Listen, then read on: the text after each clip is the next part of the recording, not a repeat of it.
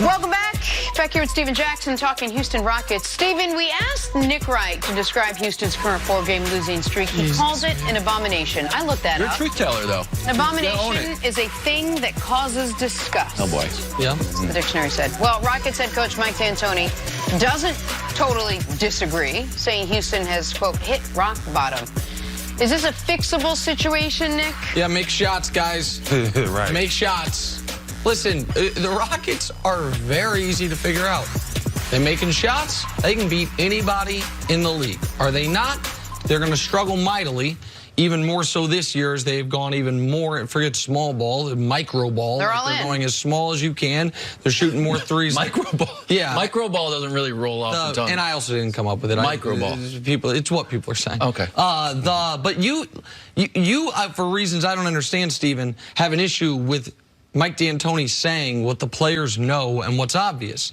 This is what their season has been, not their season, what their last 10 days have been. They have a great win against Boston. Great win. Escape, great win against Boston. We're like, small ball works.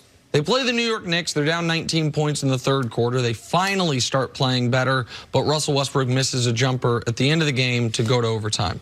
Then they get annihilated by the Clippers. They then fall down 20-0 to Charlotte and en route to getting blown out.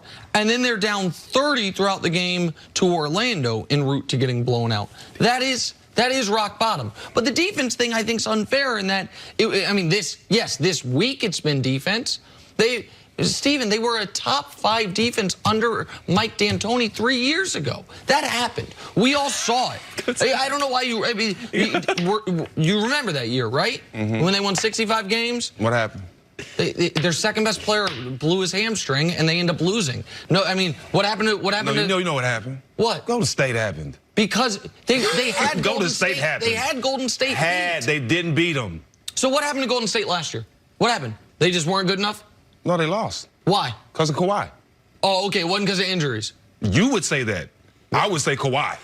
That's who hit the shot falling out of bounds to get to the finals. That's the guy that dominated the whole finals. Kawhi. I don't bail people out because of injury. Injuries happen. It always happens. We won the West Conference Finals.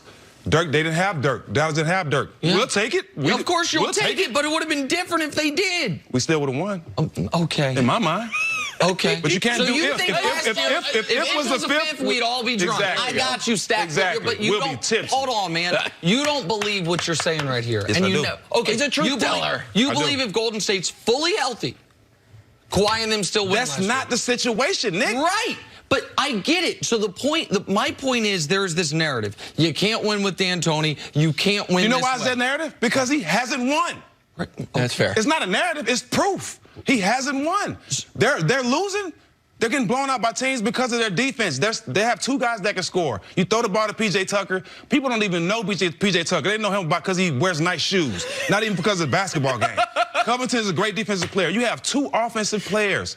That's it on your team. D'Antoni thinks he can win games with offense, and he's been known to be a great offensive coach.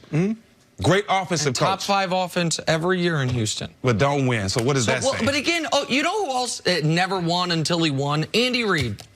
Did Andy Reid I don't play football. Okay, but I'll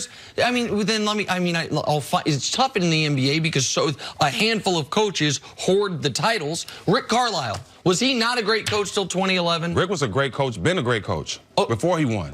Why? He hadn't won. Because every coach will tell you, he's one of the smartest coaches, X and O's in the NBA. Oh, wait, hang on. This isn't fully about coaching. Daryl Morey put together this plan, and it goes like this. You hit the threes, you're going to win. If you don't, you're going to lose. And he's pushing all his chips in. He's saying, we're getting rid of all our tall guys. This is it. We may not have a plan B, C, or D, but the plan A, when it works, is one that I'm betting on. And if it works, we can go all the way to the When did it ever work for Houston, though? Well, okay, so again... That's my point. It was never worked. And it didn't work in Phoenix. For D'Antoni, it's not working in Houston. It's common sense. It hasn't worked. Okay, except here's the thing. Who wins titles in this league?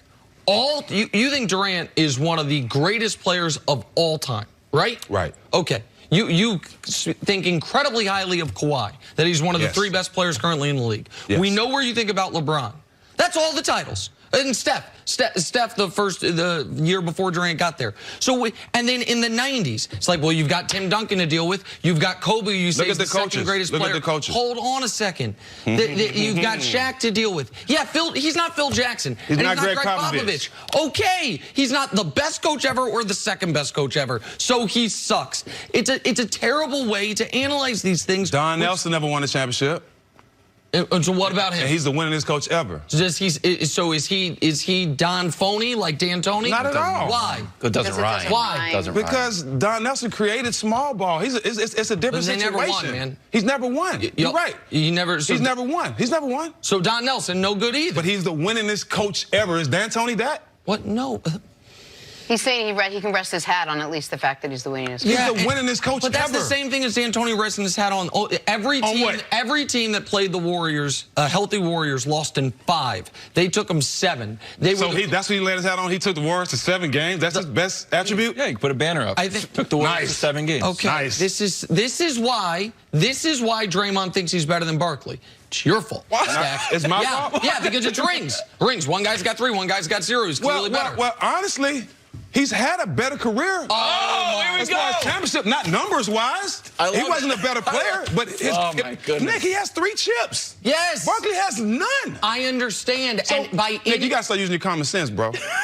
He has 3 chips. Barkley hasn't had a better. Barkley would trade his career for Draymond's because he gets the jewelry? He would trade it for a championship. Hell no, I guarantee you. You are because crazy. Barkley's sitting up there every day on that show. Because he's a Hall of Famer, one of the greatest players ever. I guarantee Barkley would give a lot of them points back to have a championship. You've lost your mind. And I guarantee, we call him and ask him that, he would say, I would give up 20,000 points. I have his number too. I have his number. Give him 20,000 points to get a championship. I guarantee he'll give it back. He's probably He's a winner. Barkley's a winner. Right now. So you wouldn't trade your ring for points? No, for All-Star game? for the Hall of Fame? No. No. I should be in the Hall of Fame. I got better stats than some guys in the Hall of Fame. Let's go. I'm not in the Hall of Fame because of other stuff, not basketball. Let's go.